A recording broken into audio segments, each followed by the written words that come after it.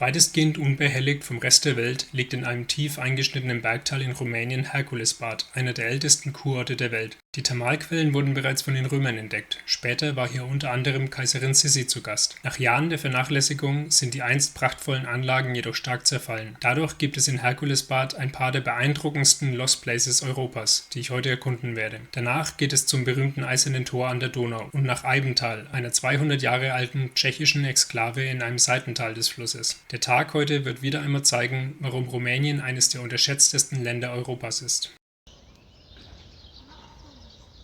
Also hier vorne gegen Talanfang sieht man viele von den niedrigeren Gebäuden. Ich glaube, da sind auch noch viele aus der kommunistischen Zeit damals. Und umso weiter man reingeht, umso exklusiver wird es dann. Und hier haben wir dann das Grand Hotel Minerva. Auch ein riesen Komplex hier. So, ich gebe euch mal einen kurzen Überblick über die Geschichte von Herkulesbad. Es wurde tatsächlich schon während der Römerzeit entdeckt. Und unter den Habsburgern entstanden dann diese schönen alten Gebäude, die wir gestern schon gesehen haben. Damals war es ein Kurort für Eliten. Franz und Sissi waren auch hier. Während der Kommunismuszeit wurden diese Monstrositäten hier gebaut. Das Gute daran war, dass auch Arbeiter dann hierher kommen durften. Das war nicht mehr nur für Eliten. Und mit dem Zerfall des Kommunismus kam auch der Zerfall vieler der Gebäude hier. In den letzten Jahren gab es immer mehr Investitionen, aber es braucht auch hier auf jeden Fall noch ein paar Jahre, bis es wieder so seinen alten Glanz ausstrahlt. Aber gerade so mit den Felswänden, die hier so über dem Tal sich türmen, wirkt irgendwie fast wie in den Alpen auch. So, hier unten gibt es lauter Fastfood-Restaurants. Es schaut auch ein bisschen schäbig aus fast,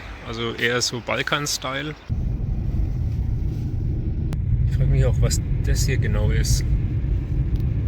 Das hier steht aber auch auf jeden Fall leer. Genauso wie das hier.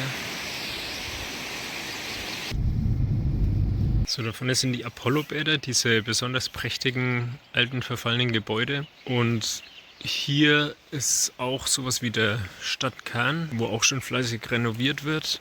Da vorne ist die Herkules-Statue und ich laufe jetzt erstmal in die Richtung und dann später will ich auch nochmal zu dem anderen Gebäude schauen, ein bisschen von näher, ob man irgendwo reinschauen kann oder so. Herkules stand bei den Römern für Kraft und Heilung. Seine Statue haben die Habsburger 1847 aus eingeschmolzenen Kanonenrohren gegossen. Und wie überall in Rumänien sieht man auch hier viele Hunde, oft Straßenhunde. Ja, ist immer gar nicht so einfach zu sagen, ob die jemandem gehören oder nicht.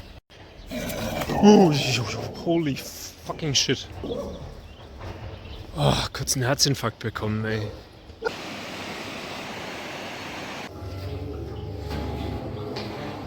Das sind die sogenannten Apollobäder hier in Herkulesbad. Kurze geschichtliche Einordnung. Nachdem die Römer Dakien erobert hatten, haben sie hier angefangen, so Bäder zu bauen. Und unter den Habsburgern entstand dann dieses Bad, das Apollobad, 1806.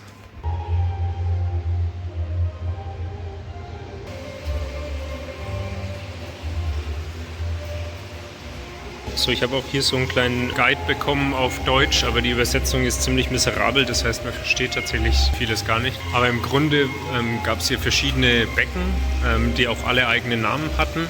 Ich schätze, das hier ist das Herkulesbecken, das heißt das Herkulesbecken im Apollobad in Herkulesbad. Ah ja, hier sieht man das Aphroditebad. Insgesamt gab es hier 28 verschiedene solche Bäder. So, das Bad, ich schätze, das heißt Kaiserbad.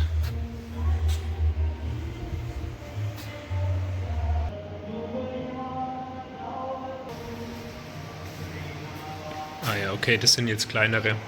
Macht dann auch Sinn, dass es insgesamt 28 sind, weil wenn die alle so groß gewesen wären wie die ersten, das hätte hier gar nicht alles reingepasst.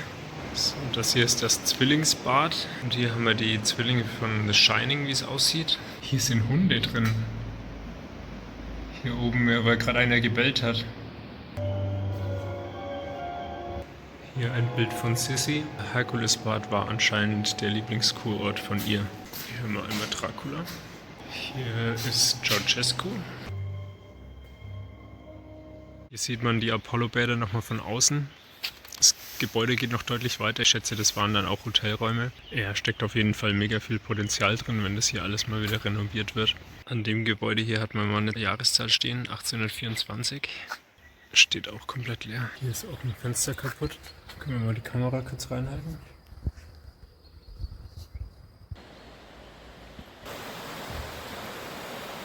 So, hier entsteht anscheinend ein Casino.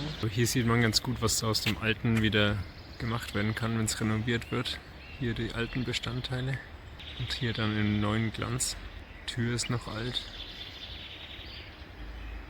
Also die Neptunbäder machen hier schon den meisten Eindruck. Dieser Rost, das wirkt wie aus einem Film. Hier sieht man auch immer Statuen, die da an der Wand sind. Und hier vorne auch nochmal. Die Brücke hier ist auch baufällig und gesperrt.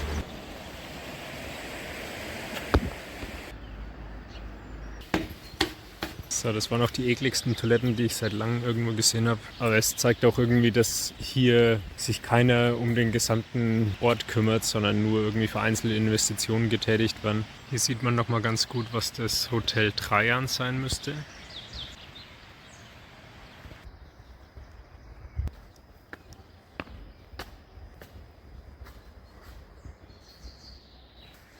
Und hier ist ein serbisches Kafana.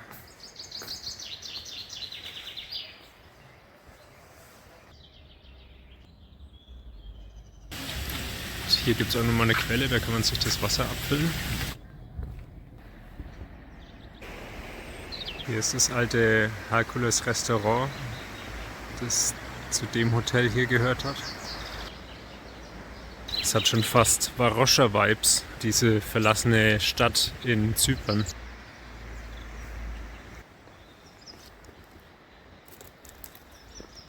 Hotel Herkules.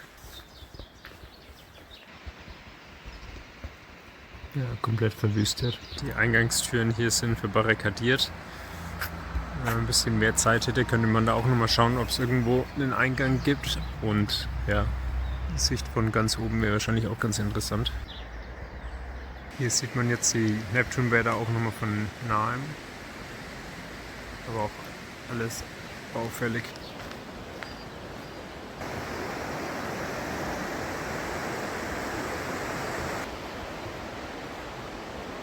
So, ich glaube, wenn ich die Kamera hier oben drüber halte, dann sieht man was.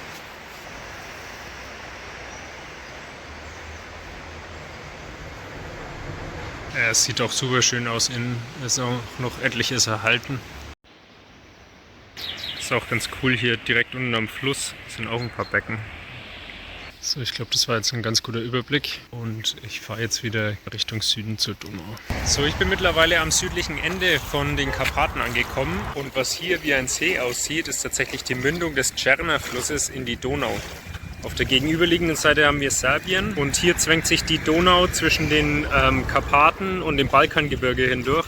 Die Stelle war früher für ihre Stromschnellen und Felsen bekannt, weshalb sie auch den Namen Eisernes Tor oder Donaukessel bekam. Und ich fahre jetzt ein bisschen flussaufwärts, wo man das Ganze noch ein bisschen besser sieht. Hier am Ufer sind lauter so Ferienwohnungen mit Stegen und so weiter. Da kann man auch mal ein paar Tage Urlaub machen. Das hier ist die Bucht von Dubova. Hier rechts waren die sogenannten Kessel, also die Stromschnellen, die früher sehr gefährlich waren. Aber in den 70ern wurde weiter flussabwärts ein Damm gebaut, wodurch das Wasser hier jetzt sehr viel ruhiger ist. Das hier ist ein kleiner Nebenfluss zur Donau und hier haben die Rumänen in den 90ern das Gesicht von Decebalus in den Stein gemeißelt. Decebalus war der letzte König der Daker vor der Eroberung durch Rom und die Daker gelten als die Vorläufer der heutigen Rumänen. Es ist auch beeindruckend, wie breit die Donau hier ist. Es ist auch so viel wärmer als in Herkulesbad, obwohl das jetzt nicht viele Höhenmeter waren. Aber das machen tatsächlich die Berge. So, und ich glaube, wir haben noch Zeit für eine kleine Sidequest. Und zwar sind wir hier nur 20 Minuten von Eibental entfernt. Wir sind ja hier immer noch im Banat. Und während die Banater Schwaben so die Hauptminderheit hier ist, gibt es auch noch andere kleine Gruppen wie Bulgaren, aber auch Tschechen. Ich habe mir gedacht, was ist so typisch tschechisch? Ist mir auf jeden Fall Kofola eingefallen. Was ist Kofola? Damals im Ostblock gab es in Tschechien keine Cola. Das heißt, die hatten ihre eigene Version. Und als ich damals in der Slowakei war, habe ich die das erste Mal probiert. Und die war auch sehr lecker, irgendwie ein bisschen mehr Gewürze oder so. Das ist so das urtypische Tschechische, worauf sie auch stolz sind, so ein Kultgetränk. Wieso schauen wir nicht mal hin und schauen, ob wir eine Kofola organisieren können im tschechischen Dorf in Rumänien. Da ist schon das erste Schild, tschechisches Restaurant, Eibental 6 Kilometer.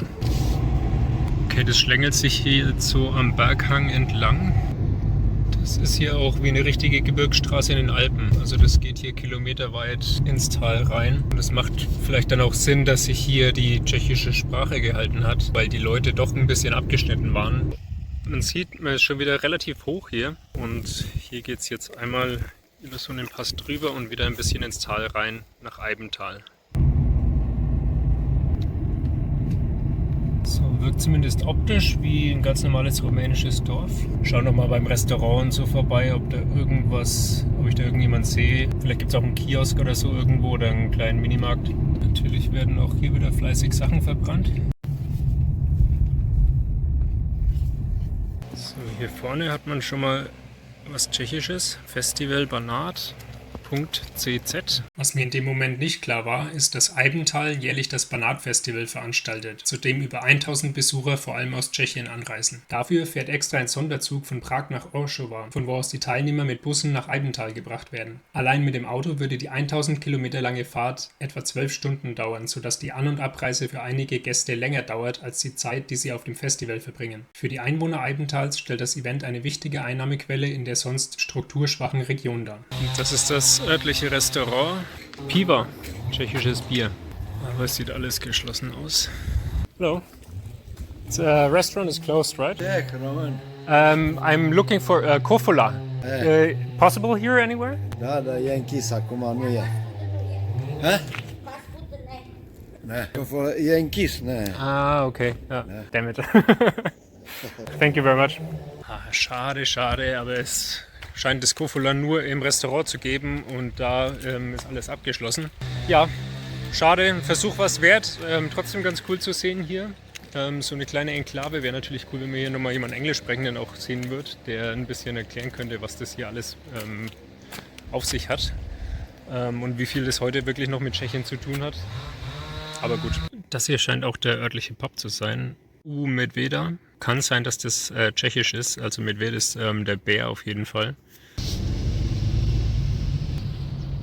Genau, also das Dorf wurde 1827 gegründet und die Siedler kamen unter anderem aus Pilsen und Klatovy, glaube ich, heißt die Stadt. 1934 lebten hier 600 Menschen und dann ist es über die Jahre immer weniger geworden, bis 2023 nur noch 180 Leute hier wohnten. Und der Grund, warum die Stadt entstand, war hier eine Anthrazitmine, die 2006 geschlossen wurde.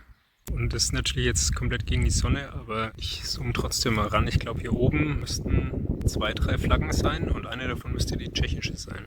Ja, also ich sehe es auf jeden Fall von hier, dass das die tschechische ist. Und hier haben wir tatsächlich jemanden aus Tschechien mit tschechischen Kennzeichen. So, und damit verlassen wir Eibental wieder und damit sind wir wieder an der Donau. Ich habe hier nochmal kurz angehalten, weil man hier eine Kirche im Brutalismus-Stil sieht. Interessante Form auf jeden Fall.